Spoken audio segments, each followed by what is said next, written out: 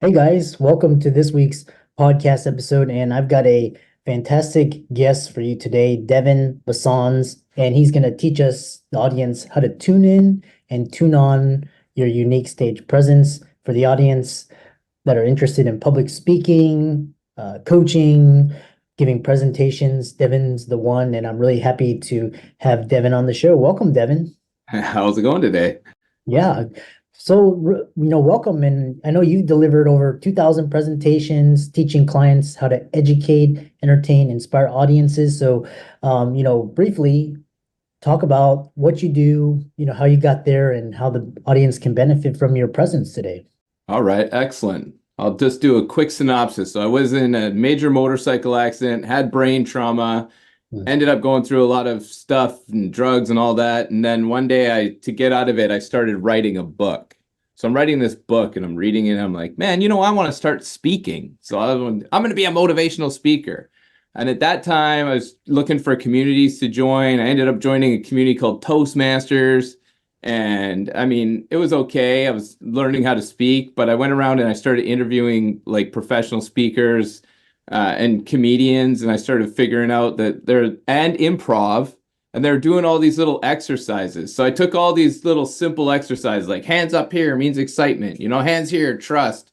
I started sharing it with audiences, and then they started saying, oh, hey, can you come train this person or this group of people? Can you come train that group of people? And then it just started growing from a referral-based business until I started working with corporations. Now I work a lot with executives and entrepreneurs. It's by default. I didn't really plan on being a speaker trainer. I wanted to be the speaker, but by default, I'm a good trainer. That's interesting because there's this saying, some of the best coaches, aren't the best athletes, and some of the top athletes are the worst coaches. It's a different skill and different skill set. Um, one thing that's, that's really applicable to the audience is, there's there's this idea like public speaker, you have to be gregarious, extroverted, the alpha, all this. What about like people that are introverted? Can they be public speakers and how do they get over this? Yeah, people come to me all the time and they're like, I'm introverted and I don't like to speak. But the truth is that introverted people are the best speakers because your thoughts are so organized. Everything is well organized when you can think about it and deal with things internally. Extroverted speakers often just go off on tangents or blah blah blah. So in my opinion, introverted speakers, it's not really about being an extrovert or introvert. It's about understanding how it works on stage. What are anchor points? How do you structure a talk? How do you raise people's energy? How do you connect with people and build rapport? So all of that is like the tools of the trade. And then the introvert or extrovert to me really just says that you can either just stand up there and just ramble on for hours, or you like to be structured and think about what you're about to say. I love that. I love how you so yeah, one thing is so you talked about like sounds like your ability, like a lot of coaches and consultants and sales, they're good at this these tools that you talk about, like one-on-one, like in close proximity, but then like a public speaker on stage, he's got to use these tools from a distance and also to like maybe hundreds, thousands of people. So how do you critical nonverbal cues that can enhance them, that detract from their presence, all of that? Yeah, that's a good question. Almost everybody says to me, I'm good at speaking to one or two people. It's when I'm in front of a crowd that I get like I'm scared or nervous or whatever it is. And I mean, that's fair enough. The real difference is that we really want to utilize those one-on-one and one-on-two conversations to be more than just a conversation. So we want to start using like catchphrases or like, has it ever occurred to you that? Right? So we're taking a phrase, we're seeding it purposely into these one-on-one conversations. Things that people just, because when we're talking one-on-one, mostly we're not thinking about what we're saying. So then we get on stage, we're in front of people, suddenly we have to think about what we're saying.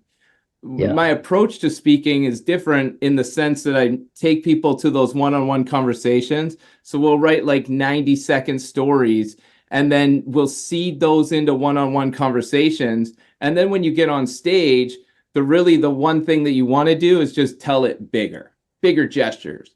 But even on a one-on-one basis, I still recommend doing big gestures. Sometimes people say to me, like in a small audience, they're like, "Well, maybe it's like you're too big or da da da," and I'm like, "Yeah, but I'm always in my head speaking to a huge audience, right?" Yeah. So for me, I'm always doing big gestures, but for a lot of people, they're doing little gestures.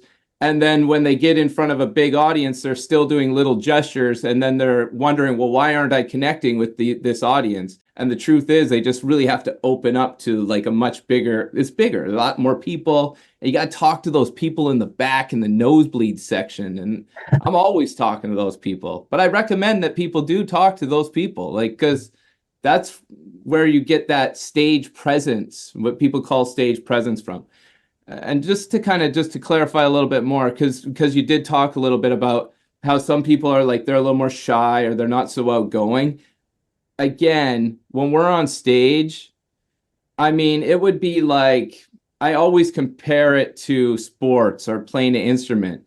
You really want to learn the exact steps that you use on stage so that you can tap into that bigger character and you can become almost like your alter ego. Interesting. So it's almost I have a good friend, he's a professional public speaker, and he talks about how getting on stage is like acting, or like a musician, like a rock star, just doing their thing. So we you mentioned stories, and kind of some of the best talks I've had talk about stories. And so what are your top tips for keeping stories short yet impactful during a presentation, and but also not just entertain, but also packed with value? That's another good question. One of the things I always share, and I've studied a lot of speakers. That's what I do. I just study speakers with the sound off, sound on. And one of the top tips for storytelling is stick to the story highlights. We want to avoid going into all those little details. Like I was driving on the highway, the sun's beaming down, there's a bird on the left, there's pebbles on, like you get stuck. A lot of times we're getting stuck into those long story, longer. And if we really learn to stick, what are the top details? What are the top moments in that story? And as we're moving through that, that really can make our stories a lot tighter. Another tip that I have is to use pauses. It's to have like what's in it for the audience. So what do they get out of this? So asking a question in the middle of the story, or using an imagine this, like those imaginary scenarios, and putting you, the listener, into the story. So let's say I'm telling a story and I go into the grocery store and I'm like, well, and I'm walking in there and there's somebody screaming at the manager, and then she runs out of the store and she looks at me and we were and she kept on going, right? It's kind of just a story. But if we add some dialogue, we put the listener into that story, we stick to those highlights, then we can really clean that story up. So, I'm walking in the store the other day. There's a lady, she's screaming at the manager, "Your store is the worst store I've ever seen in my life." And, as you can imagine, you're kind of like watching it, but wow, it's crazy. And then she walks right on by, you make eye contact. So what I'm doing is I'm adding that dialogue, which adds more value to a story. I'm putting you, the listener, as you can imagine, or you're walking by, or what do you do? What would you do in that situation? So I'm putting them into the story, and then I'm really just sticking to I'm not getting into all the details of walking the store. I'm just kind of sticking to those highlights. Yeah, I love that. And some of the most impactful presentations are stories, and that's how people pass narratives down to generations, those through stories. What I really love is when you talked about preparing, because when you see someone on stage and they're just like smooth and natural, it's like an athlete. Like talk about like rehearsing. You talked about because you're always studying public speakers, and you talked about watching speakers with the sound off. So what are some tools and tips for preparing for big TEDx talks or keynotes, or even like webinars, presentations? Yeah, I'll give a good tip. One time went to a comedy show. I love the comedian. Oh man, he's making the audience involved in the audience. I thought it was impromptu and everything. After the show, you know how you can buy their DVDs? I buy the DVD, I go home, plug in the DVD. It's the exact same show, like the same cadence, the same jokes to the audience. Like it was exactly the same, but a totally different audience. And I think that a lot of speakers, when they hear a speaker and they think, wow, this speaker's amazing, they're forgetting that that speaker did that presentation 200 or 300 times. And when it comes to a TEDx, really what you want to do is you want to get your material out and then practice it and then rework it. Because the first time you do a presentation, it's never going to be the material that you're just looking for some gold here and there. And then you do the presentation again and you literally have to do it hundreds of times. So what I always do with my clients to just weed out having to find hundreds of audiences is to start recording themselves and just record it. You watch it, you record it, share with your friends, share with me, and then keep on honing it down because it takes, you have to do it hundreds of times, not just in your head, not just practicing in the shower when you're driving your car, but you have to visually see and hear yourself speaking and be able to share it with other people who can visually see and hear yourself speaking. And when you get really comfortable doing that, then you'll realize that you have to do it that many times and your material hones in. And everybody starts out as a bad speaker at first. So really just about putting in that time. You have to put it in. There's no choice. Yeah. The other, because I was reading somewhere that for every minute of a bit like a keynote, they put in like some of the top speakers, they put in 15 minutes to an hour per minute to perfect that single minute. And which also kind of brings me to this thing is because I love recording and I love, like, for example, YouTube and Zoom and webinars, and you can do solo podcasts, just get it out there and kind of hone, and just like a comedian or, with your material. Talk about how do you prepare for just like the unexpected, like, for example, the teleprompter goes off or the lights go off, or the slides don't advance, and like just where the shit hits the fan and you have to go. How do you prepare for those types of things? Yeah. What I would suggest is to have some saver lines ready for those things. Like if the projector doesn't go off, like, geez, they must not have updated it since Thomas Edison days, like, you really, I find that when you address the elephant in the room, if something's not working your way and you just sort of roll with the punches, you're able to talk about it and people will laugh and they understand, like, stuff happens all the time. If your joke bombs, I just say, oh, didn't like that one. That's okay because I have 100 more where that came from. And the audience will be, oh no, or they'll go, oh, or whatever it is, but you're getting that reaction.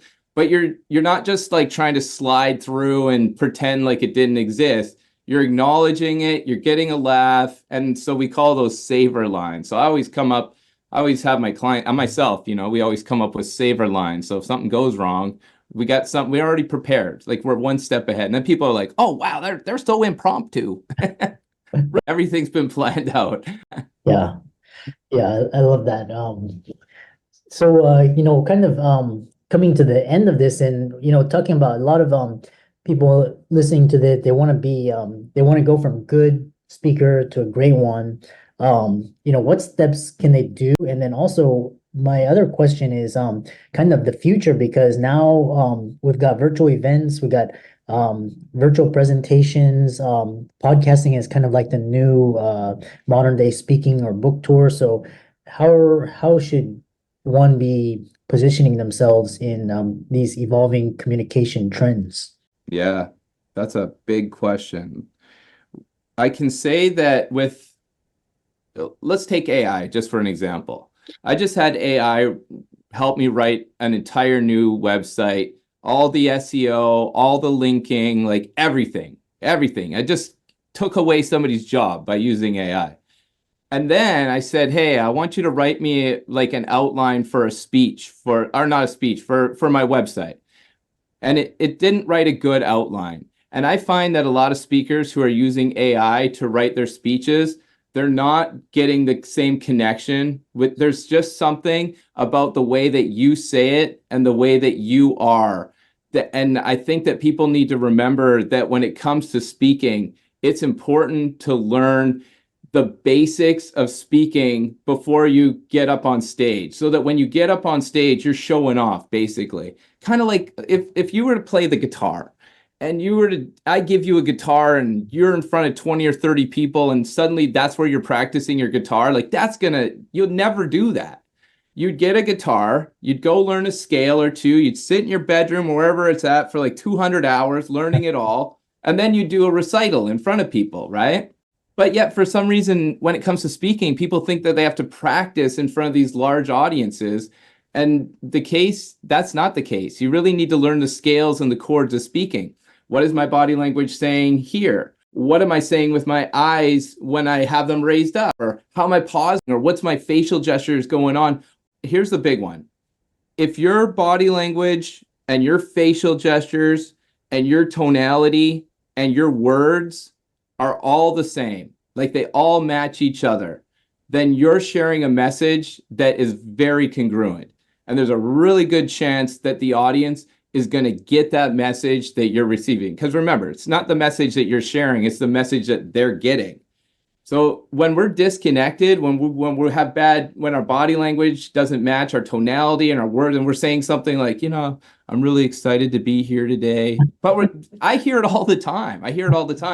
But that's just a good example of how, like, you're disconnected from the audience. So when you really want to get that connection, the real gold lies in just saying everything so your body and your voice and your words are saying the same thing. Yeah, yeah, I love that.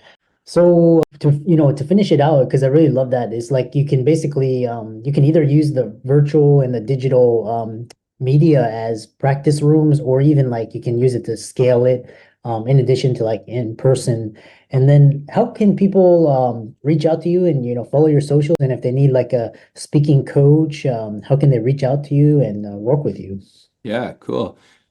Just to talk about the AI, like I want to go VR. I like VR. I like that it's so real that, now you could have people, you could be in Houston, I'm in Vancouver, like literally all over the world. So one of the things that I want to do I'm growing a community right now called the Empowered Speakers Circle.